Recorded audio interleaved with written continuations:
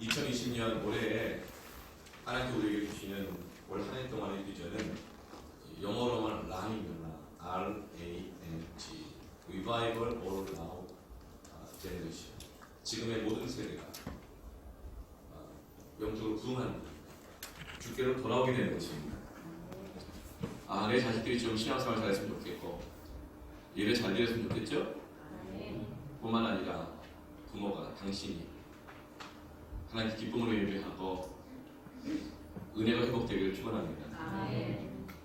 내가 만든 우리 자녀들, 우리 교사들은 또 봉사자들, 우리 패밀리 식구들이 은혜 받기를 원하죠?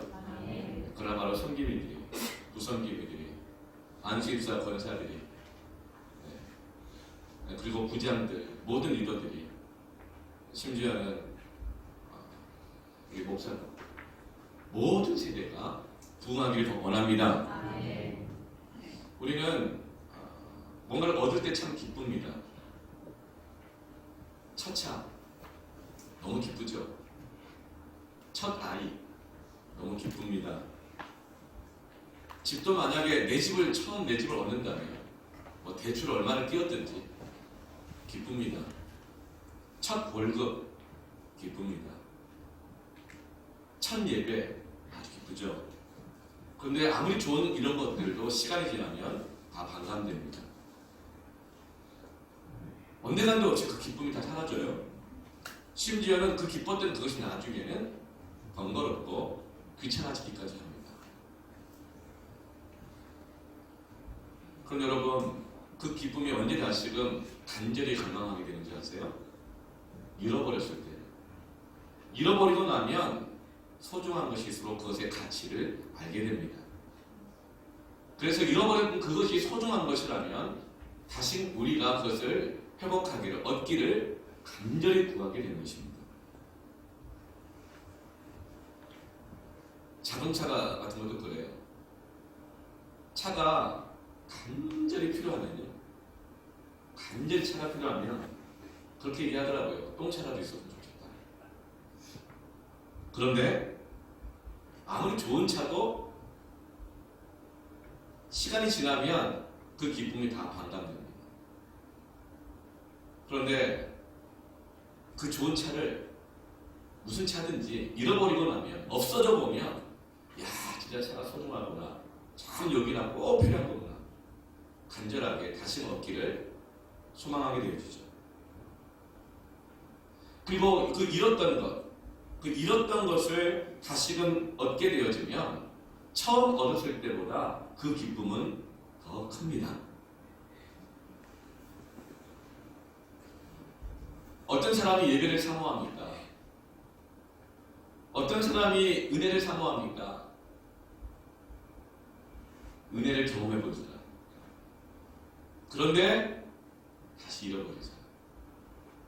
그 사람들 안에는 은혜 없이는 내가 살아갈 수 없다는 간절함, 다시금 얻기를 원하는 그 은혜를 다시 얻지 않으면 나는 도무지 무엇이 다 있어도 기쁠 수 없는 그 간절함이 있는 겁니다.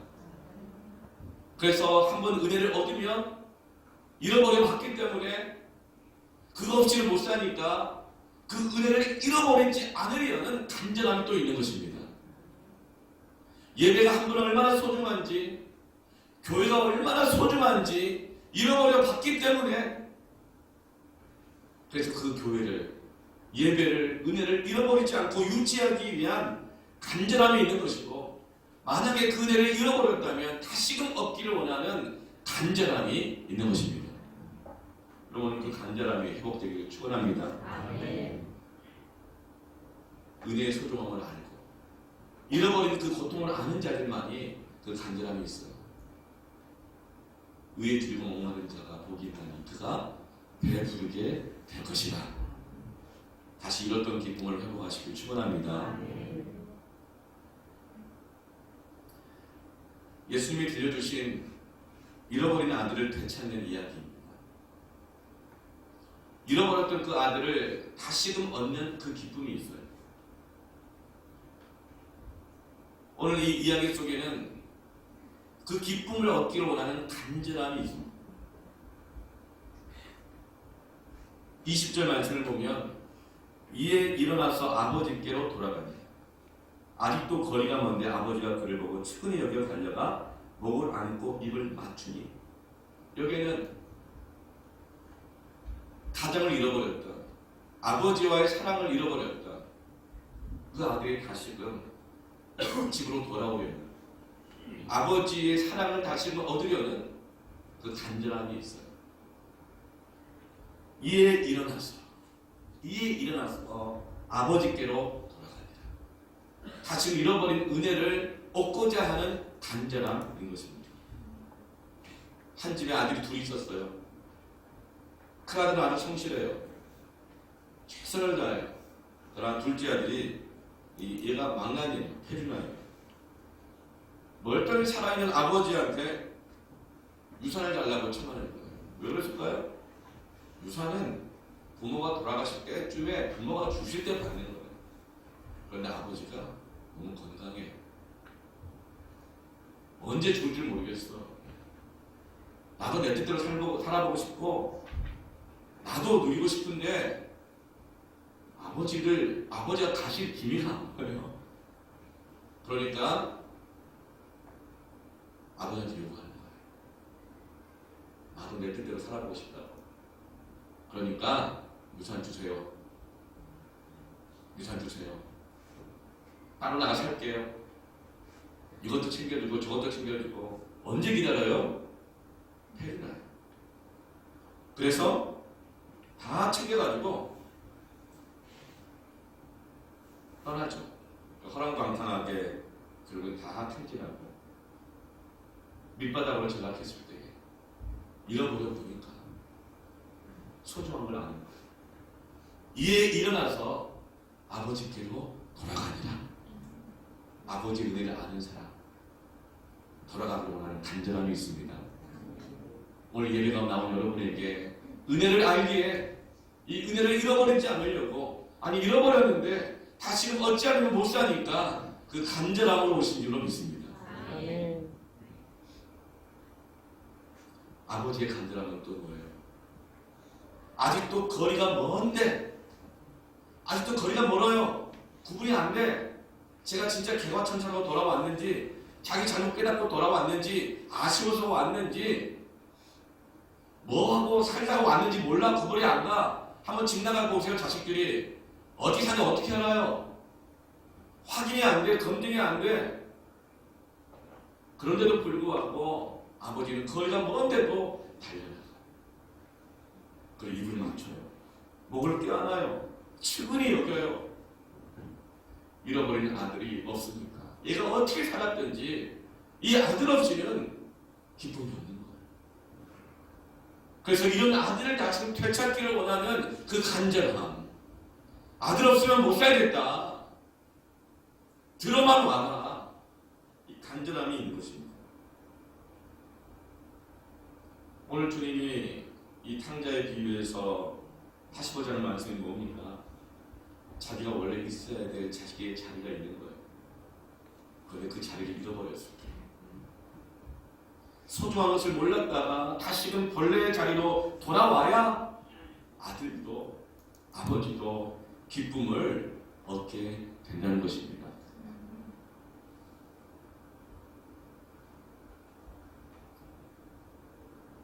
여러분, 어떤 일은요, 뭔가를 얻으면 기뻐요. 그 백종원의 굴목식당 카운슬링 해주잖아요. 네. 레시피도 막 주고. 일단 그대로 하는 게 쉽지가 않아요. 음식 장사 엄청 성실해야 되거든요. 네. 그런데 너무 힘든데 손님이 줄을 서니까, 또 돈이 막 들어오고 손님이 들어오니까 힘든 줄 모르겠어요. 일이 힘든 게 아니라 돈이 안 들어오고 손님이 안 들어오니 그게 힘들대요. 그래서 계속 돈이 들어오면 힘든 줄 모르고 장사해요. 근데 여러분, 자식이 안 들어와 보세요. 돈이 계속 들어와도 기쁠 수가 없어요. 맛있는 음식이 내 입에 계속 들어와도 자식이 안 돌아오면 그게 넘어갈 수가 없어요.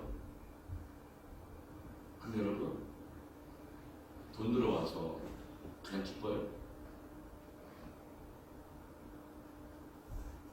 돈이 들어오니까 나 자신이 뿌듯해지고 막 소중하게 느껴지고 같이 있어져요. 하나님 은혜가 없는데 돈 들어오고 내가 가치 있게 있는 것 같고 대단한 것 같고 당당해져서 기뻐요? 여러분, 다시 원래 자리로 돌아와야 합니다. 그 간절함이 있기를 바랍니다. 하나님께서 우리를 창조하실 때는요, 모든 피조물은 고유의 자리가 있습니다. 물고기는 물속이고요, 하늘 나새는 하늘이 공중입니다. 들짐승들은 땅이에요. 사람들도 원래 고유의 자리가 있습니다. 그런데 우리가 범죄하여 그 자리를 박차고 아버지를 떠난 거예요.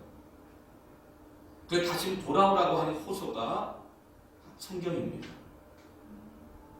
이 신앙생활 좀 하다 보면요, 어떤 분이 저한테 그렇게 얘기를 해요. 목사님, 나는 열심히 산다고 사는데 자꾸 목사님 설교 들으면요 정죄감이 들어요. 그렇게 얘기하는 분이 있어요. 그게 힘든데 신앙생활 하면 할수록 세상에서 열심히 살고 교도 다니려고 그러는데 자꾸 죄책감이 들고 정죄감이 든다는 거예요. 내가 나보고 무슨 죄를 지었다고 자꾸 말하는 것 같아요. 그건 오해가 있어서 그래요. 죄라고 하는 것은 열심히 안 산다, 윤리적으로 문제가 있다, 너 나쁜 사람이다, 잘못됐다, 이중인격자다, 뭐 이렇게만 말하는 게 아니에요. 죄의 근본적인 문제는 자기의 본래의 자리를 벗어나서 살아가는 거예요. 로마서 3장 23절 말씀 보면 죄를 범하였으니, 모든 사람이 죄를 범하였으니 하나님의 영광에 이르지 못했다, 이렇게 말씀합니다. 이 죄를 범했다는 말이 어떤 뜻이냐면 관역을 벗어난다, 길에서 벗어난다 이 뜻입니다. 자기 자리에서 벗어나 있다. 복 있는 사람들은 오만한 자의 자리에 앉지 않아요. 죄인의 길에 서지 않아요.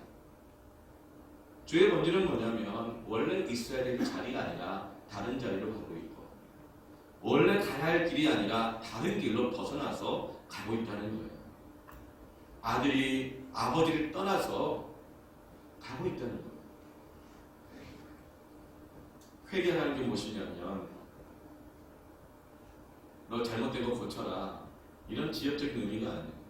회개하라고 하는 것은 가던 길에서 돌아서 원래 자리로 돌아와야 한다. 너 자꾸만 멀어져만 가고 있는데 그 길에서 돌이켜서 죄인의 길에서 돌아와야 한다. 다시 원래 자리로 돌아오는 것이 회개입니다. 그럴 때 성령의 충만함을 받습니다. 기쁨을 다시 얻습니다. 오늘 원래 자리로 돌아오는 예배가 되기를 바랍니다. 아멘. 원래 자리로 돌아오면 어떤 일이 벌어질까요? 첫 번째로 궁핍함이 채워집니다. 아멘. 14절 말씀에 다 없앤 후 그 나라에 크게 흉년이 들어 그가 비로소 궁핍한지라. 아버지의 곁을 떠난 아들의 인생의 궁극적 결론이 뭐예요? 다 없앤 후에, 다 없앤 후에 그리고 비로소 궁핍한지라. 왜냐하면 풍성한 하나님의 은혜를 떠나면 그 풍성하신 하나님으로부터 오는 아버지께로만부터 공급받을 수 있는 모든 공급이 끊어져 있기 때문에 궁핍해집니다. 여러분 다 없어져 보셨어요? 정말 영원히 깊은 바다 가운데 정말 이 처박힐 때가 있어요. 다 없어져. 부부관계 속에서, 직장생활 속에서, 심지어는 신앙생활 속에서 다 없어졌어요. 너무 궁핍해졌어요. 여러분 돈 한번 다 없어져 보셨어요?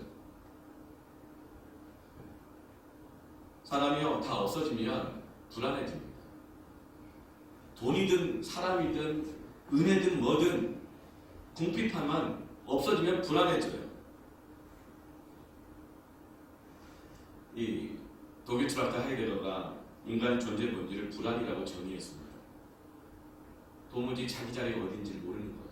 어디로 왔다가 어디로 가는지 모르고 열심히만 살아가는 거예요. 그래서 현재의 시간 속에 그저 던져졌다는 의미로 피투성이라고 인생을 설명해요. 피투성이가 될 정도로 불안하면서도 열심히만 살아가고 있는, 그러나 정작 자기의 자리로 돌아오고 있지 못합니다. 왜 우리 인간이 이렇게 정의가 되어야 할까요? 우리 인생이 정의될 때 기쁨이다, 축복이다, 활력이다, 능력이다, 생명이다, 사랑이다, 이렇게 정의가 되어야 마땅한데 왜 불안이라고 정의되어야 할까요? 우리의 궁핍한 이유가 뭘까요? 불안한 이유가 뭘까요? 우리는 돈이 없으면 불안하다고 생각해요. 사람 없어지면 불안하다고 생각해요. 내 뜻대로 못하면 불안하다고 생각해요. 그러나 창세기 3장 8절에 불안의 궁극적인 이유가 있습니다. 아담이 범죄하여 자기 자리를 이탈한 후에 나온 이야기예요. 하나님이 아담을 찾아오셔서 뭐라고 말씀하시죠? 너 왜 까먹었어? 이거 안 하셨어. 너 왜 그 짓 했어? 이렇게 안 하셨어. 다 아셔요. 여러분, 부모들이 자식들이 뭐 하는지 몰라서 말 안 해요? 다 알아요. 그러게 말 못해요? 잘 벗어날 겁니다. 안 돌아볼 겁니다. 하나님은요, 아담한테 너 왜 그 짓 했냐? 왜 그거 따먹었냐? 이렇게 말씀하지 않으시고, 네가 어디에 있느냐? 너 지금 어디에 있느냐? 내 딸아, 내 아들아, 너 지금 어디 있느냐? 우리의 자리를 물어보고 계십니다. 아멘.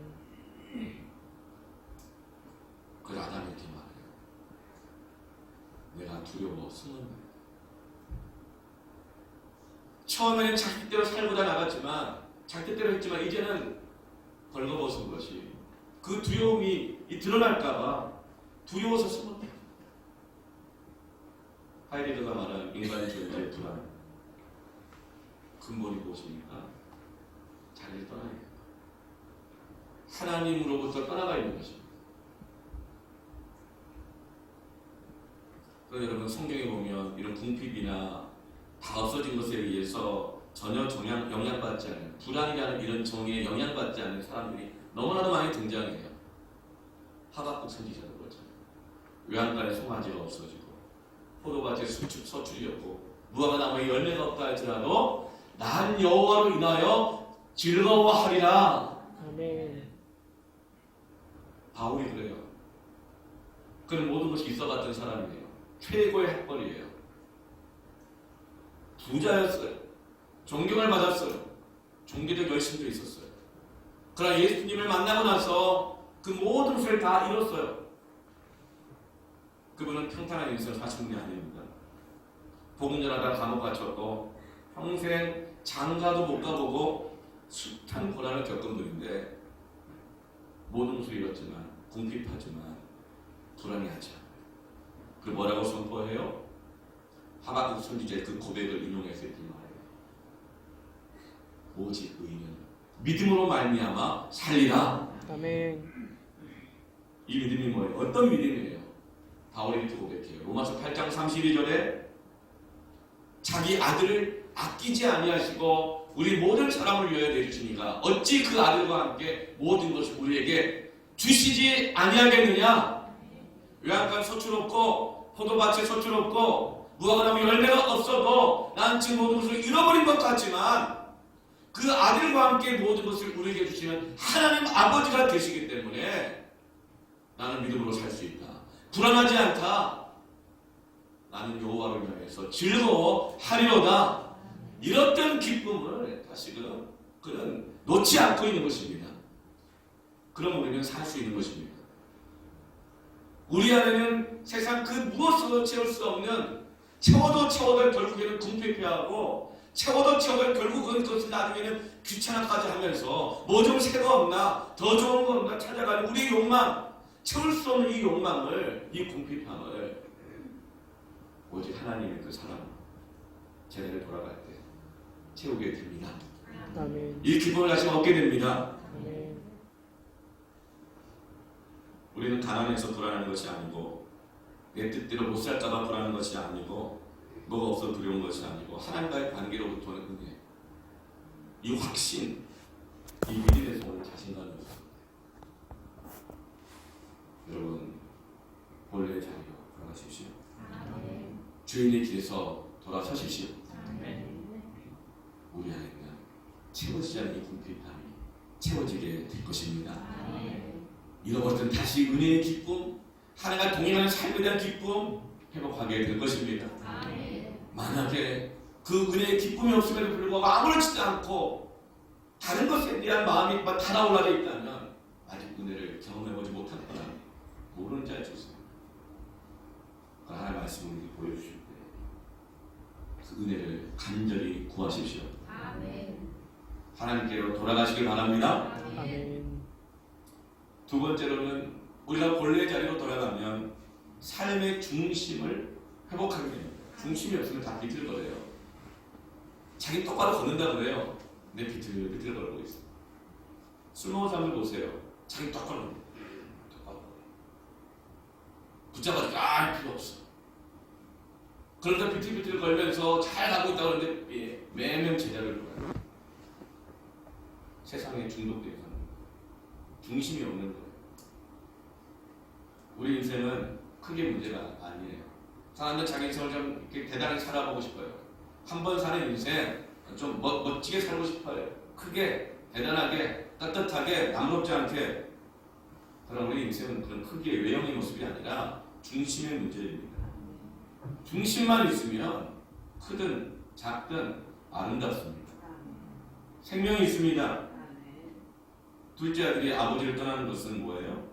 자기 삶의 축을 떠나는 거예요. 아무리 한 미터 챙겨가지고 한 사람이 채웠으면 뭐예요? 중심이 없으면 결국 다 없어진 위에 궁핍하게 됩니다. 다 타버린 채처럼, 연탄재처럼 아무것도 없게 되는 거예요. 재산이 많으면 뭐합니까? 직장이 있으면 뭐합니까? 직장 들어갔으면 뭐해요? 받을 유산이 앞으로 있다는 소망이 있으면 뭐해요? 중심이 없으면, 흔들리면 비틀거리게 되어지고 결국은 다 없어지게 됩니다. 오늘 이 시대는요, 모든 것이 다 커지기를 원해요. 보람씨 살고 싶어요. 그래서 아주 열심히 삽니다. 맹골로 열심히 살아요. 피 튀기게 살아요. 그런데 불안하니까 계속 열심히 살아요. 중심을 회복해야 돼요. 아멘. 이 백제호수라는 발레가 있습니다. 흑조가 그 주인공이잖아요. 저 발레라든가 오페라 이런 거 보면 일단 이해가 안 되고 가사가 다 인테리어 뭐 이러니까 졸려요. 한번 제가 뭐 문체부 거기서 이렇게 도움 받아가지고 카르멘이라는 오페라를 본 적이 있는데 뭐 장관들을 같이 봤던 것 같아요. 저는 그냥 일반 청바지에다 그냥 잠바를 입고 이거 뭐죠? 네, 가방 메고 딱 가운데 보니까 장관들에다 뭐 옷을 기가 입고 진짜 그 오페라계의 유명한 그 원로들도 많이 좀 그런 데서 봤는데 저는 너무 피곤해가지고 제 살에 코 골고 잤어요. 네, 제 돈 내고 보면 그런 거 못 보죠. 세동문화에서 보는데 벌써 한 30년 전인 것 같은데 그때 뭐 한 10만 원 그랬던 것 같아요. 30년. 그런데 저는 너무 피곤하니까 좋은 것도 모르겠고 막 코 골고 잤어요. 아내가 이삭씨 결혼 전에 그랬더니 코 골고 잤대지. 그런데 이 백조호수라는 발레 공연을 보면요, 저 코 골고 자요. 아무 재미없더라고요. 그런데 마지막 피날레 보시죠. 피날레 보면 흑조가 푸에떼라는 걸 합니다. 푸에떼. 뭘 본 적 있어야 이런 걸 알아들으시죠? 푸에떼가 무슨 커피 라떼 아니에요. 푸에떼가 뭐냐면 이 무용수가 왼발로 한 발로 딱 중심을 잡고 쓰고 오른발로 탁 쳐가면서 이렇게 하면서 제자리에서 도는데요. 마지막 피날레 32바퀴를 돕니다. 제가 깜짝 놀라가지고 쳐다봤어요. 저게 어떻게 가능할까? 힘차게 달리 치면 가능할까? 제가 물어봤더니 그래요.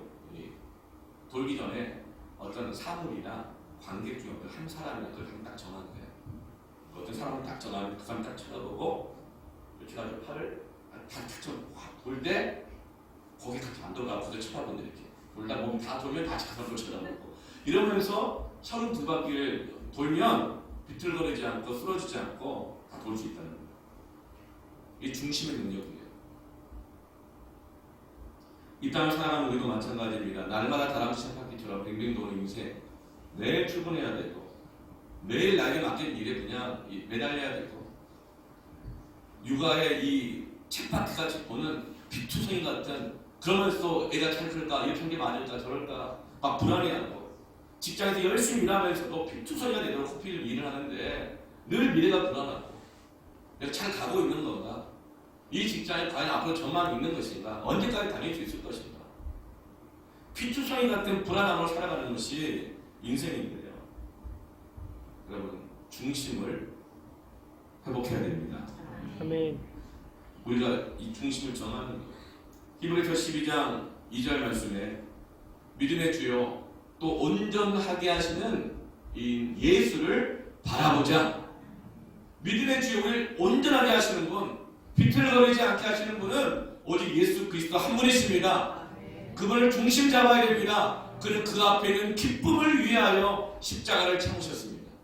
부끄러움을 개의치 아니하시더니 하나님 보좌 우편에 앉으셨느니라. 여러분 예수 그리스도가 나의 중심이 되어야 합니다. 그 중심은 십자가의 사랑입니다. 아무든지 나를 따라오려거든 자기를 부인하고 날마다 자기 십자가를 지고 나를 따라올 것이니라. 아멘. 놀랍게도 여러분 십자가는 죽음의 상징입니다. 자기를 부인하지 않고는 갈 수 없습니다. 그러나 주님의 십자가를 묵상하면 묵상할수록 우리는 불안하고 두려워지는 것이 아니라 나 같은 죄를 해서 주님이 죽으셨구나. 하물며 나에게 모든 것을 주시지 않겠느냐. 오히려 십자가를 묵상할수록 불안하고 두려운 것이 아니라 하나님의 공급하심과 사랑에 대한 확신, 내가 얼마나 존귀한 자인가에 대한 확신을 가지면서 오히려 자기를 부인할 수 있는 능력, 십자가를 지고 주를 따라갈 수 있는 그 중심이 회복되게 됩니다. 여러분 주님을 바라보십시오. 아멘. 중심을 회복해야 됩니다. 아멘. 십자가를 지고 가야 합니다. 아멘. 세 번째로는 하나님에 대한 사랑이 회복됩니다. 원래의 자리로 돌아오면 하나님의 사랑이 회복돼요. 고린도전서 13장 2절 말씀에 사랑이 없으면 내가 아무것도 아니오라고 했습니다. 예언하는 능력이 있어도 이 예언하는 능력은 뭐냐면 예언은 설교입니다.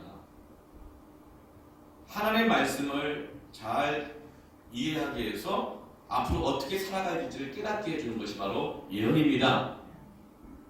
근데 설교 아무리 잘해도 모든 비밀과 모든 지식 다 알아도 노하우가 다 있고 궁금한 거 탁탁 대답해 줄 수 있고 도와줄 수 있는 능력이 있어도 또 산을 옮길 만한 모든 믿음, 담대한 믿음, 큰 비전 아무리 있어도 사랑이 없으면 너 목사 아니야. 제 가슴은 시끄러워. 하지만 때론 설교 잘 못해도 모든 비밀과 지식과 이게 없어도 하나님의 사랑을 이해하겠습니다. 저는 목사입니다.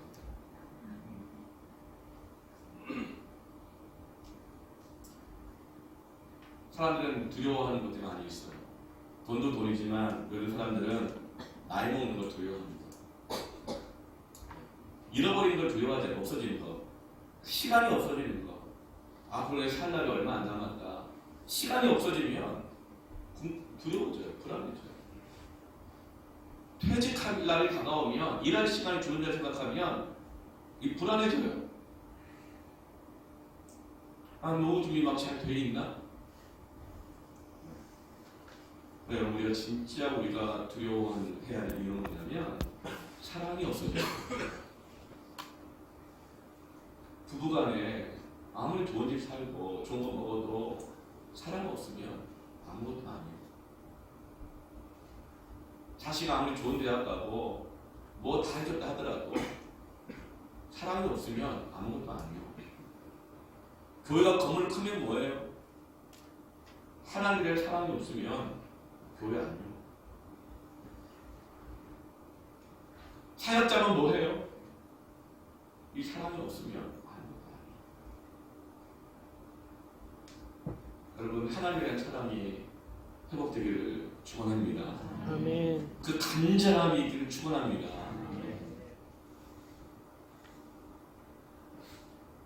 티모시 켈러라고 하는 미국 목사님 계십니다. 리디머 처치라고 하는 굉장히 귀한 교회 담임 목사님이신데 이분이 여러 책을 쓰셨어요. 그 책 중에 하나가 제목이 탕구 하나님입니다. 탕구 하나님. 무슨 뜻인지 모르겠더라고요. 근데 영어 원래 제목 보면 The Prodigal 하십니다. Prodigal이 무슨 뜻이에요? 낭비함, 방탕함이라는 제목이에요. 탕구다 이 말은 뭐냐면 방탕한 하나님, 낭비하는 하나님, 과소비하는 하나님, 뭐 이런 뜻이에요. 제가 세상에 방탕한 아들, 탕자라는 말은 들어봤어도 탕구라는 말, 어떻게 하나님을 방탕한 하나님이라고 부를 수 있나? 낭비하는 하나님이라고 부를 수 있나? 너무 당황스러웠어요. 어떻게 하나님이 탕자 같은 분이신가? 그런데 이 잃어버린 양의 비유 다음에 나오는 이야기가 바로 이 탕자의 이야기거든요. 잃어버린 양의 비유를 보세요. 누가복음 15장 4절 5절 말씀 보면 너희 중에 어떤 사람이 양 100마리가 있는데 굳이 하나를 잃으면 99마리를 들에 두고 그 잃은 것을 찾아내기까지 찾아내지 아니하겠느냐. 또 찾아낸 즉 즐거워서 어깨 메고 온다는 거예요. 기쁨을 회복한다는 거예요. 여러분, 이 목자는 경제적 논리로 따져보면 정신 나간 사람이에요. 한 마리 양 찾자고 99마리 양을 어디다가 둬요? 은행에 맡겨놓지 않아요. 들에 둡니다. 그리고 한 마리 찾겠다고. 그 정신 나간 목자죠. 낭비하는 거죠. 그런데 한 마리 찾았다고 어깨에 메고 막 즐거워서 오는 거예요. 그 다음 나오는 비유가 뭐예요? 한 여인이 10드라크마가 있었어요. 한 드라크마는 한 5만 원 정도 돼요. 그러니까 50만 원 정도인 거죠. 그런데 그 중에 한 드라크마 5만 원을 잃어버렸어. 그 한 드라크마를 막 찾으려고 찾다가 결국 찾았어요.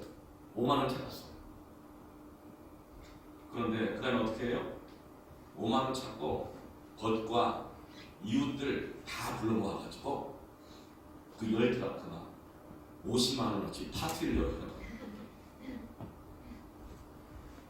정신이 없는 거죠.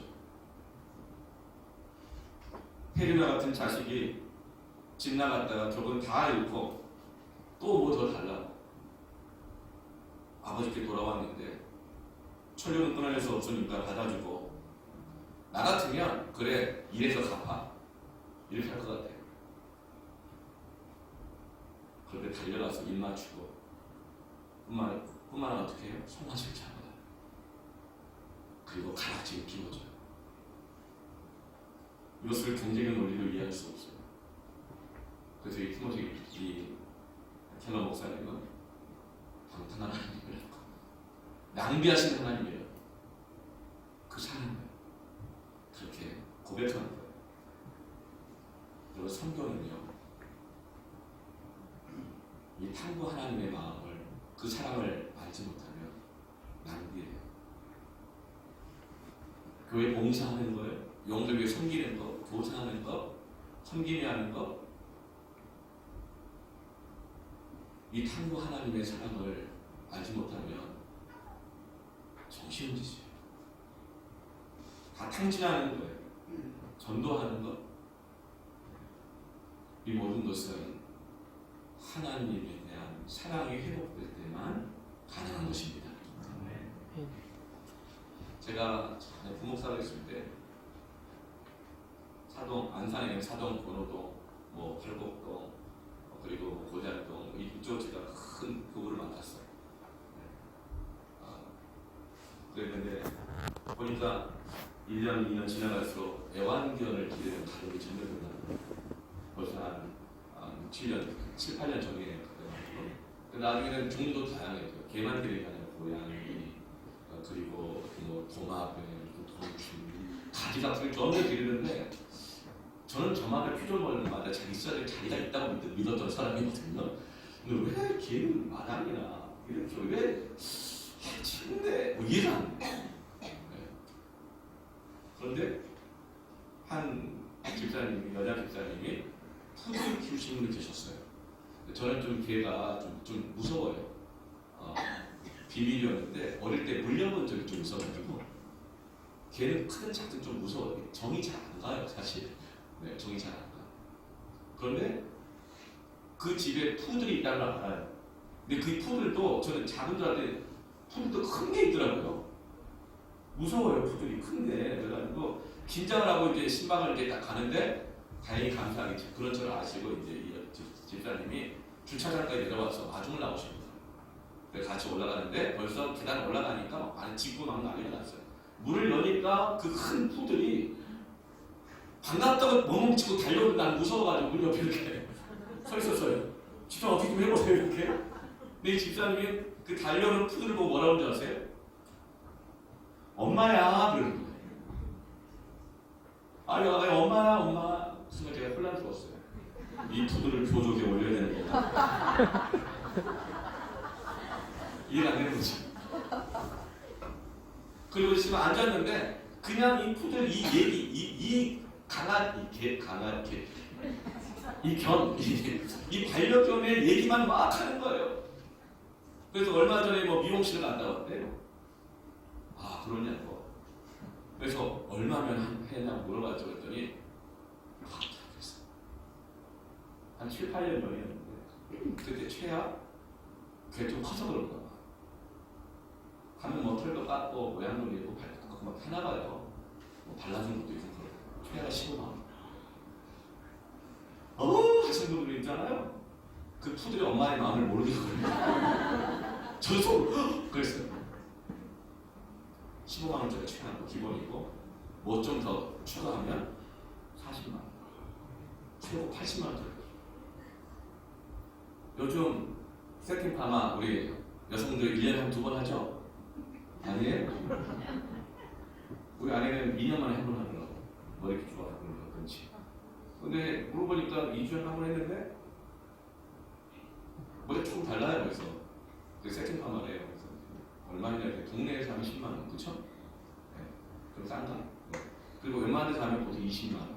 좀 거기 영양 추가하고 뭐 추가하고 하면 30, 40을 간대면서요. 아니 1년에 한 번 하기도 어려운 세팅 파마 값이 10만 원이었는데 깜짝 놀랐어요. 40? 80? 정신 있는 거야 집사님이. 아니 이번 감사한금 15만 원 하나? 막 이런 마음이 들고 막 판단한 마음이 들고요. 네. 왜 나는 트라우마가 있는 푸들이니까 이해가 안 되는 거예요. 근데 더 가관이면 이제 어릴 때부터 키운 거예요. 그러니까 엄마라고 부르는 거죠. 근데 이제 나이가 많이 들었으니까 그러니까 마음의 준비를 하고 번외의 준비를 하고 벌써 눈가가 촉촉해지죠. 그러면서 이별 여행을 준비하고 있다는 거예요. 여행가 제 마음이 눈가가 촉촉해지는 거 이해가 안 돼. 아니 저분은 땅끝까지 복음을 전하고 단기 선교를 가면서 그 영혼들 향한 마음 때문에 눈가가 촉촉해진 적이 있나? 이런 생각이 드는 거야. 왜 그러지? 마음 별로 안 좋아. 그러면서 장례 준비도 할 거야. 그럴 때 제가 또 걱정되더라고. 그나뭐 장례 진리해달라고 가야 되나 안 가야 되나? 추도 예배 인도해달라고 가야 되나 안 가야 되나? 안 갑니다. 무슨 어떤 교단이 좀 큰데요 그것도. 예배 때 무슨 요즘 애완견 가주는 카페도 있고 그러잖아요. 반려보다 예배 드리면서 와서 안수기도까지 한다고 그러는데 치유기도 뭐 얘가 뭐 좀 트라우마가 있대 상처가 치유받는 뭐 위로기도 뭐 저는 그런 거 아닙니다. 그런데 왜냐하면 개니까 여러 개들 중에 한 마리 있고 그냥 푸들이니까 그렇게 생물학적 논리로 경제 논리로 이해도 안 되죠. 정말 그 열심히 하는 게 낭비죠. 허비죠. 그런데 그 집사님에게는 그 풀이 그냥 개가 아니에요. 여러 풀들 중에 하나가 아니에요. 자기가 아기 때부터 데려와서 사랑하고 먹이고 입히고 키우는 사랑받는 풀들이에요. 여러분, 이것이 바로 십자가의 사랑입니다. 우리가 뭔가 가치 있는 것을 위해서 십자가를 지는 것은 이해할 만해요. 희생하는 것, 돈 쓰는 것, 시간 쓰는 걸 이해해요. 그래서 우리가 여러분 하나님께 시간 쓰고 돈 쓰고 예배 드리고 하는 거 여러분 전혀 허비가 아니라 이해할 만한 것이죠. 그런데 그럴 만한 가치가 없는 우리를 위해서 하나님의 아들 십자가를 졌다고 하는 것은 완전 정신없는 행동이고 낭비고 방탕한 거고 허비인 거죠. 하나님이 우리를 위해서 십자가를 지는 것이 말이 돼요? 프라디라고 그러죠. 이해가 돼요. 그런데 이 사랑을 맛보지 못하고 이 사랑을 알지 못하기 때문에 궁핍, 기쁨이 없는 거예요. 믿음이 없는 거예요. 이 사랑을 맛보지 못하고 사는 사람들이 너무나도 많습니다. 근데 그 기쁨을 어떻게 회복해요? 본래 자리로 돌아가요. 죄인의 길에서 돌아서야 돼요. 그 다시금 예수 그리스도를 중심으로 회복해야 합니다. 아멘. 그래야만 우리가 기쁨을 회복할 수 있습니다. 그럴 때 우리 안에 하나님의 사랑으로 충만해집니다.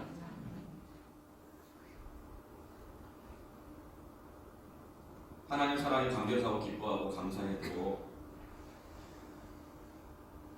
그 사랑이 너무나 감사해가지고 때로는 가난하고 실패하기도 하고 아프고 늙어가기도 해도 이 사랑을 받는 자는 감격이 있을 때 우리는 기쁨으로 살아갈 수 있습니다. 아멘.